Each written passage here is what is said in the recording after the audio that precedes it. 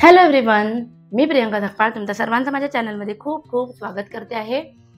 Thank you so much. तुम्ही जे मला प्रेम देत आहे, माझे व्हिडिओज लगेच लाईक होतात किंवा मी जेव्हा वीकली हॉरोस्कोप जो आहे साप्ताहिक राशी भविष्य तो अपलोड करायला जरा उशीर झाला तर मला मेसेज येतात व्हॉट्सॲपवरती की अजून का अपलोड झाला नाही. तर मला खरंच सांगते खूप आनंद होतो, कारण ही पावती आहे माझ्या कामाची जी तुम्ही सगळे मला देताय.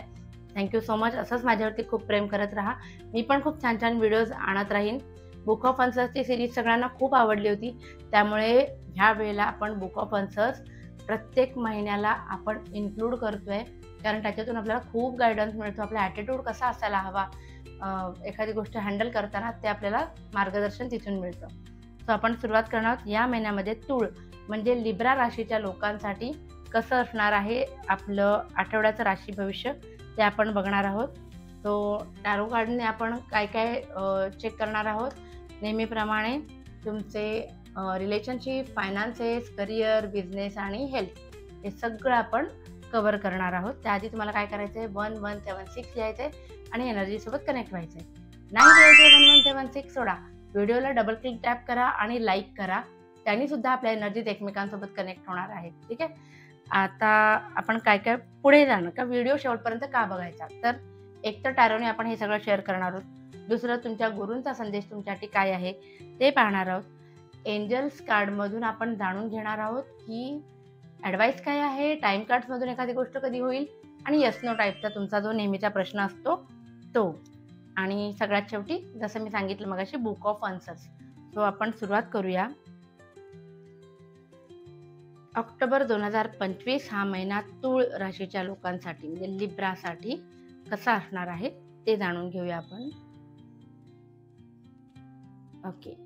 रिलेशनशिप सुंदर, फायनान्सेस वा, career okay okay, business danger आणि हेल्थ. तसं मी म्हटलं, रिलेशनशिपच्या बाबतीत खूप सुंदर कार्ड आलेला आहे. नवीन सेलिब्रेशन्सचे खूप सारे योग येणार आहेत तुमच्या आयुष्यामध्ये. कदाचित जे लॉंग डिस्टन्स रिलेशनशिपमध्ये असतील त्यांना भेटायचे योग ऑक्टोबरमध्ये आहेत. जे सिंगल असतील त्यांच्या आयुष्यात आयुष्यात कोणीतरी या महिन्यामध्ये येणार असं दिसतंय.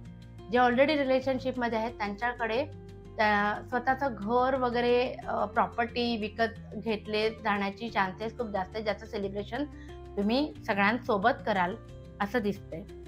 फायनान्सेसमध्ये जे इम्पेरियर आले, सो महत्त्वाची आर्थिक गुंतवणूक ऑक्टोबर 2025 मध्ये तुमच्याकडून होईल असं एक कार्ड सांगते, जी लॉंग टर्म इन्व्हेस्टमेंट जास्त असण्याची शक्यता आहे. म्हणजे एखादी अशी इन्व्हेस्टमेंट ज्याचा आत्ता नाही पण नंतर खूप जास्त त्याचा मोल आलेलं असेल त्या गोष्टीला, अशी गुंतवणूक होऊ शकते तुमच्याकडून. तिसरं होतं आपल्या करिअरच्या बाबतीत. तर थोडं वेट करा. तुम्ही ज्या आनंदी गोष्टीची वाट बघता आहे ती व्हायला थोडासा उशीर होईल. होणार नाही असं नाही, होणार, पण ती गुड न्यूज तुमच्यापर्यंत यायला थोडा उशीर होणार आहे. बिझनेस खूप जास्त एक्झर्शन करू नका, नाहीतर तुमच्यावरती बिझनेसमध्ये एक्झर्शन केल्यामुळे आजारी पडण्याची शक्यता आहे. हेल्थचं कार्ड पण सांगतंय तेच. पैसे येत आहेत आणि त्याचं जगलिंग होत आहे, म्हणजे त्याची सांभाळताना तारांबळ होतीये आणि हे एक स्ट्रेसचं कार्ड आलेलं आहे. सो जे बिझनेसमॅन असतील मोस्टली त्यांनी खूप जास्त दगदग करू नका, निवांत घ्या हा महिना. आणि हेल्थच्या बाबतीमध्ये तारांबळ उडणे म्हणजे दमछाक होणे, थकवा येणे हे आपण कार्ड्स वरून सांगू शकतो. ठीक आहे. हे आता आपलं या राशीसोबत या महिन्यामध्ये तूळ राशीसोबत काय घडणार ते आपण पाहिलं. आता आपण बघणार आहोत आपलं साई संदेश. साई संदेश म्हणजे तुमच्या गुरूंचा तुमच्यासाठी काय संदेश आहे. ऑक्टोबर महिन्यामध्ये जगता वागताना तुम्हाला काय अवलंबला पाहिजे, काय गोष्टींवर लक्ष दिलं पाहिजे ते. आपण बघूया. Forms of divinity. सगळ्यांना समान रिस्पेक्ट द्या आणि द हेल्पर. बाबा will help you in your career. बघा, तुम्हाला मगाशी करिअरचं कार्ड आलं होतं तेव्हा मी म्हटलं होतं सो कार्ड आलंय. एखादी महत्त्वाची गोष्ट लेट होईल, ज्या गोष्टीची तुम्ही वाट बघताय, गुड न्यूज असणार तुमच्यासाठी ती आत्ता नाही होणार, थोडी लेट. आणि बाबांचं आलंय की तुमच्या करिअरमध्ये तुम्हाला तुमचे गुरु मदत करणार आहेत. तो विश्वास ढळू देऊ नका, काहीतरी चांगलं घडणार आहे तुमच्यासोबत. तो ह्या पॉझिटिव्हच राहायचा. आपण तर माझ्या संपर्कात जे आहेत त्यांना माहिती आहे माझा पहिला नियम आहे पॉझिटिव्हच बोलायचं आणि पॉझिटिव्हच विचार करायचा. तर तुम्ही पण तेच फॉलो करा असं मी म्हणेन.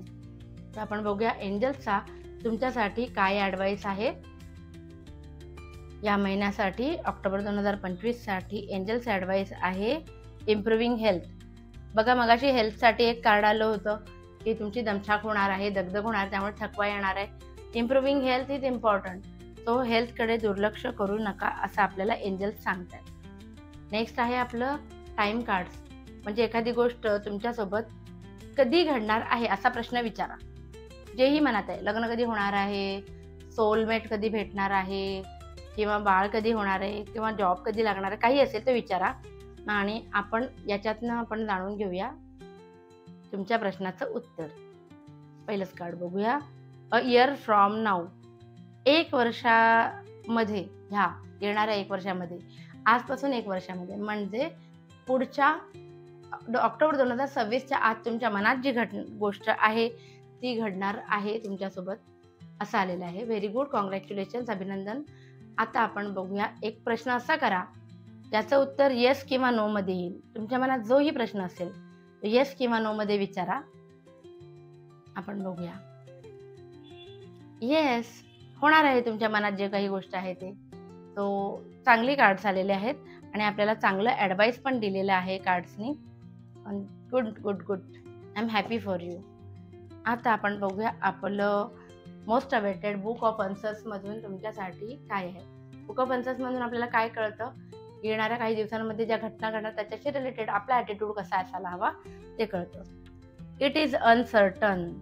तर पहिलीच गोष्ट काय सांगितलं की कुठली गोष्ट ना काय म्हणतात आपण गंभीरतेने घेण्यासारखी नसते. काही गोष्टी अनसर्टन असतात, काही गोष्टी मनासारख्या घडत नाहीत, त्याची मनाची तयारी ठेवा.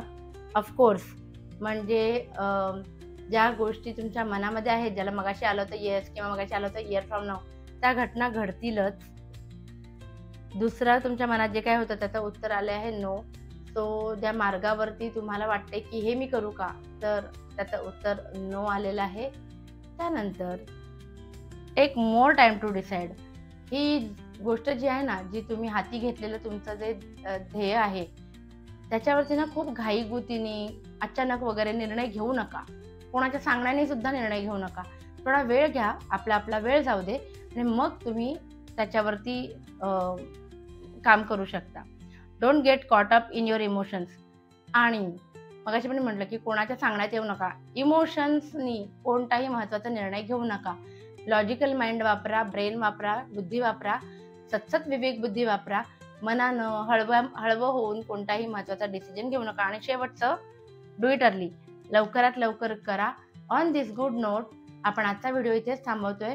आशा करते की तुम्हाला माझा व्हिडिओ आवडला असेल, तसे माझे इतर सगळे व्हिडिओ तुम्हाला आवडत आहेत. So thank you so much. Please like, share आणि सबस्क्राईब करा. आणि तुम्ही ऑलरेडी सबस्क्राईब केलं असेल तर तुमच्या मित्रमंडळींपर्यंत, आप्तस्वकीयांपर्यंत आपला हा चॅनल पोहोचवा आणि आपली फॅमिली अशीच वाढत राहू दे. Thank you so much.